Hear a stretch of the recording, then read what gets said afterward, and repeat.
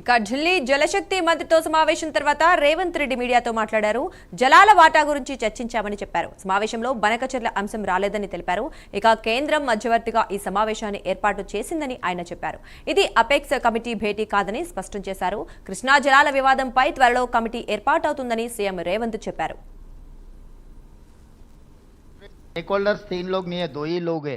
Government of India is arbitrator, Apex Council. They don't have any role to play either side. Stakeholders Andhra Pradesh Telangana है. हमारे हमारे हमारे बात को सुनने के लिए एक प्लेटफॉर्म ऑर्गेनाइज करने के लिए they are like an arbitrary authority. They are appellate authority.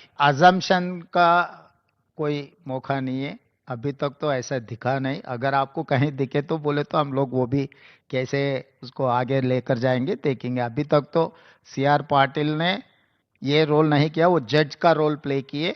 वो जज जैसा ही दिखा हमको कोई शक नहीं है. अगर जिस दिन हमको शक आएंगे तब आपको पहला आपको ही बोल देंगे. अन्य కృష్ణా ఉపనదులు, గోదావరి ఉపనదులకు సంబంధించిన నీటి కేటాయింపులు, ప్రాజెక్టుల నిర్మాణాలు, కొత్త ప్రాజెక్టుల అనుమతులు అన్నీ అక్కడి నుంచే చర్చ మొదలవుతాయి.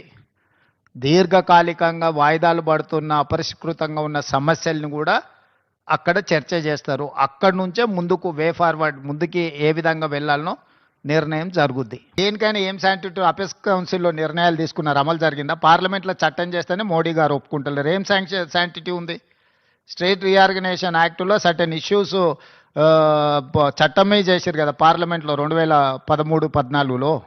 2014లో చట్టం చేసిన వాటికే శాంటిటీ లేదు. దానికి ఇంకా అట్లా అనుమానించుకుంటూ పోతే ఏ అంశాలు పరిష్కారం కావు. ఏమైందే నీకు? ఈ రోజు జరిగింది ఇదే. నువ్వు ఏందేందో కొత్త కనుక్కొని వచ్చి ఈ రోజు 4 అంశాలు పరిష్కారం జరిగినాయి కదా. వాళ్ళిద్దరు కలిసి చేసినది ఏ ఒక్కటి పరిష్కారం జరగలేదు కదా. టెలిమెట్ పెట్టలేకపోయారు, ఆఫీసులు ఎక్కడ నిర్వహించాలనో నిర్ణయించుకోలేకపోయారు, లేకపోతే శ్రీశైలం ప్రాజెక్టులో రిపేర్స్ గురించి చర్చ జరగలేదు. ఇవన్నీ వాయిదాలు పడుతూనే వస్తున్నాయి కదా. ఈరోజు వీటికి పరిష్కారం దొరికింది కదా. మిగతా సమస్యలకు కూడా ఏ విధంగా ముందుకెళ్లాలనో ఒక దారి అయితే వచ్చింది కదా. పరిష్కరించుకోవడానికి ఇక్కడ ఉన్నాం, వీటిని జటిలం చేసుకోవడానికి లేము. కొంతమందికి రాజకీయ ప్రయోజనం ఇమిడి ఉంది, పొంచి ఉంది కాబట్టి వాళ్ళకి ఇట్లాంటి ఆతృత ఉంది. ఇది ఎట్లయినా చెడిపోతే బాగుండు, వీళ్ళు కలుసుకోకుంటే బాగుండు, వీళ్ళు కొట్టుకుంటే బాగుండు, దాంతో మేము రాజకీయంగా బతికొస్తామని ఆ పక్కన కొందరు ఈ పక్కన కొందరు ఎదురు చూస్తున్నారు. వాళ్ళని ఏం చేస్తాం? జాలి పడతాం. వాళ్ళకి 10 ఏళ్ళు అవకాశం ఇచ్చారు, పరిష్కరించలేదు. సో వాళ్ళ తాపత్రయం, వాళ్ళ బాధ మేము అర్థం చేసుకుంటాం.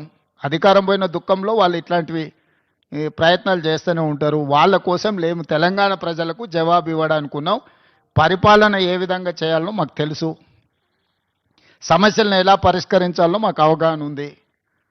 వివాదాలు చెలరేగకుండా సమస్యలకు శాశ్వత పరిష్కారం చూపించడమే మా బాధ్యత. ధన్యవాదాలు. We think so. We have to accept. We only appointing that committee. We have to accept those committee recommendations. Now we have taken a decision that we have to appoint a committee. That is first step. Second step we will take based on the issue. Issue-based discussions are there. We will discuss and we will take a final decision. There are many issues are there, but we have not discussed which is undecided issues. We have discussed only decided issues. That is what